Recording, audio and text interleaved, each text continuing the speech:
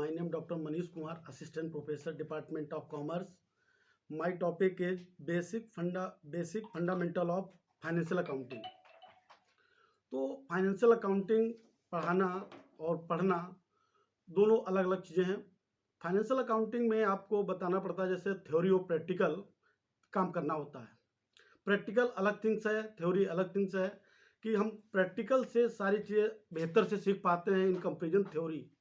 जैसे हम मोबाइल खरीदते हैं, तो मोबाइल खरीदते तो हमको एक साथ में एक बुकलेट मिलती है।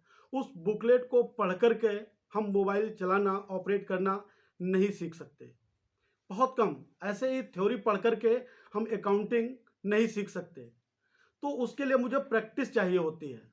अकाउंटिंग पढ़ाने के लिए मेन चाहिए होता है मुझे प्रैक्टिस बहुत ज़रूरी है। इसमें 80% आपका प्रैक्टिकल और 20% थ्योरी। जब आप प्रैक्टिकल कर लेंगे तो थ्योरी तो अपने आप आपको आ ही जाएगी।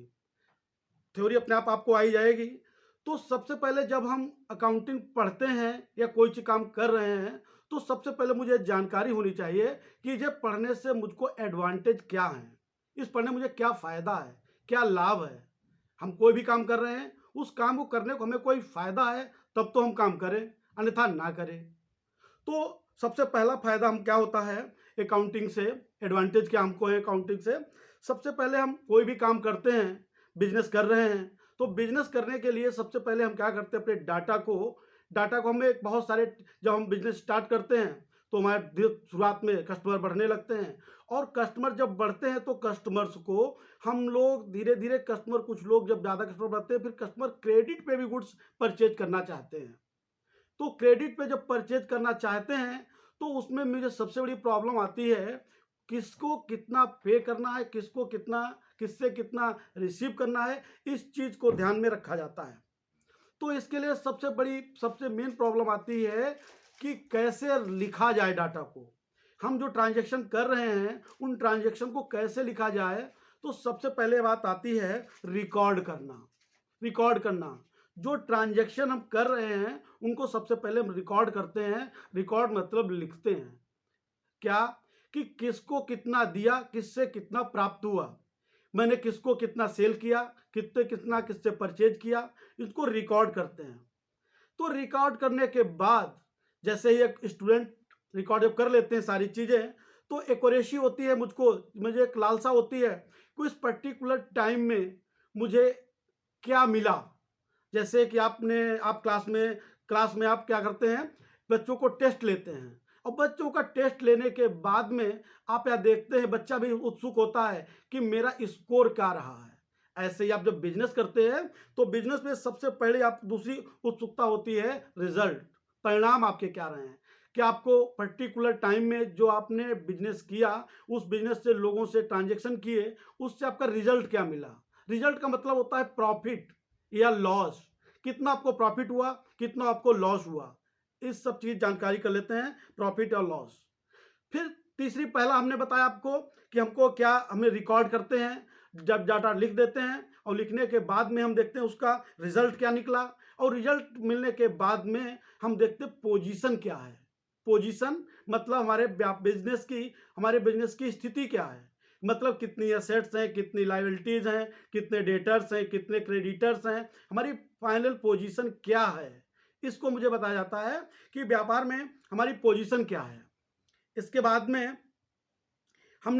लिखते हैं डिसीजन मेकिंग। जब हम सबसे पहले तो हम अपना ट्रांजैक्शन कर लेते हैं, और ट्रांजैक्शन हो जाते हैं, उसका रिजल्ट निकाल लेते हैं, और रिजल्ट निकालने के बाद में हम आपका पोजीशन देख लेते हैं। इसके बाद आता है हमने बताया आपको डिसीजन मेकिंग। तो हम उसमें निर्णय लेते हैं कि हमको भविष्य में क्या प्लान करना है, फ्यूचर प्लान क्या होगा। उस प्लान के अकॉर्डिंग ही फिर हम आगे की रणनीति डिसाइड करते हैं कि हमको जो अगली पार्टी है उससे ट्रांजैक्शन करना चाहिए, नहीं करना चाहिए, उससे व्यवहार कैसा रखना चाहिए। इसके बाद लीगल प्रोविजन। जब हम सही चीजें सही से काम कर रहे हैं, सही से काम करेंगे, तो हमारे लीगल प्रोविजन भी रहेंगे। लीगल प्रोविजन मतलब कहीं कितना हमको टैक्स पे करना है, कितना मुझे जीएसटी देना है, तो ये लीगल प्रोविजन भी हमारे साथ रहेंगे, ताकि लोग लीगल प्रोविजन जब समय सब काम करेंगे तो हम बैंक से लोन लेना चाहेंगे तो बैंक से लोन भी मुझे आसानी से प्रोवाइड हो सकता है। मेंटेन द डिस्प्यूट, अगला पॉइंट आता है मेंटेन द डिस्प्यूट। डिस्प्यूट क्या होता है? अगर सारी चीजें हम सिस्टमेटिक ढंग से करेंगे, जब सिस्टमेटिक ढंग से करेंगे तो अब आपका जो हमने बताया मिनिमम डिस्प्यूट होगा। डिस्प्यूट कैसे? कि जब आप लीगल प्रोविजन को अडॉप्ट करेंगे तो आपका जो डिस्प्यूट होगा, जो पार्टी हैं उनके साथ आपका प्रॉपर वे में आप अकाउंट मेंटेन कर रहे हैं, किसका कितना, किससे कितना रिसीव किया, कितना किसको पेमेंट किया, तो मिनिमम डिस्प्यूट होगा। जो पार्टी है उनके बीच में आपका डिस्प्यूट नहीं हो सकता। इसके बाद आता है आपका है असिस्टेंट टू मैनेजमेंट। अगर सारी चीजें सही से काम कर रही हैं तो मैनेजमेंट को असेस करने में भी सुविधा रहेगी, मैनेजमेंट को आसानी से आप उसके साथ काम कर सकते हैं। वैल्यूएशन ऑफ बिजनेस, अगर आप लास्ट में अपने बिजनेस को सेल करना चाहते हैं तो भी क्या कर सकते हैं, हम अपने बिजनेस की वैल्यूएशन कर सकते हैं कि एटलीस्ट हमारे बिजनेस की पोजीशन क्या है, हमारी कितनी एसेट्स हैं, कितनी लायबिलिटीज हैं, और कितना हमारे डेटर्स हैं, कितना क्रेडिटर्स हैं, और हमारी फाइनेंशियल पोजीशन क्या है, हमारा बिजनेस कितने में सेल हो सकता है। अब इसमें आता है आपका अकाउंटिंग में कुछ बेसिक टर्म्स होते हैं जिनके जिनके अकॉर्डिंग हम काम करते हैं। जैसे सबसे पहला था बिजनेस। बिजनेस क्या है? Business motive is profit. Business का मेन मोटिव होता है प्रॉफिट कमाना, उस प्रॉफिट के थ्रू हम काम करते हैं। अगर कोई भी काम कर रहे हैं, जैसे आपने अपने फ्रेंड को पेन दे दिया, उसमें आपका पर्पस प्रॉफिट कमाना नहीं है, दिस इज नॉट बिजनेस। तो business motive is profit, business का पर्पस होता है मेन प्रॉफिट अर्न करना। दूसरी चीज होती है कैपिटल हम बिजनेस में क्या करते हैं, कैपिटल लगाते हैं। कैपिटल में कैश कैपिटल हो सकती है, और पर्सनल प्रॉपर्टी भी कैपिटल में इंक्लूड हो सकती है, दोनों हो सकती हैं। इसका असेट्स क्या है? बहुत बड़ी समस्या होती है। हम बच्चों से बात करते हैं व्हाट इज एसेट्स, तो बच्चा बताने लगता है लैंड है, बिल्डिंग है, आपका आपका भवन है, डेटर्स है, क्रेडिटर्स। तो असेट्स के लिए एक फंडामेंटल व्हाट वी ओन, जो चीज हमारी है वो हमारी असेट्स है। दूसरी बात आती है लाइबिलिटीज है व्हाट वी ओन, जो हमें किसी का देना है, पे करना है, दिस इज लाइबिलिटी। इसके बाद असेट्स, लाइबिलिटी। इसके बाद गुड्स क्या होता है?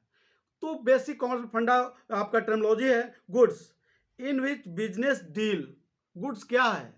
मान लीजिए फर्नीचर की दुकान पे, सपोज दैट मैं फर्नीचर दुकान पे जाता हूँ फर्नीचर खरीदने, तो मैं मुझसे कहता हूँ कि भाई ये एसी कितने का है, this is not deal for business, कि वो बिजनेस वो उसकी अपनी असेट्स है, दिस इज नॉट गुड्स। क्यों? हमें जो गुड्स इन, क्या हमने बताया, इन विच बिजनेस डील, गुड्स वो होता है जिसका हम व्यवसाय कर रहे हैं, दिस इज गुड्स। इसके बाद आपका आता है रेवेन्यू क्या होता है?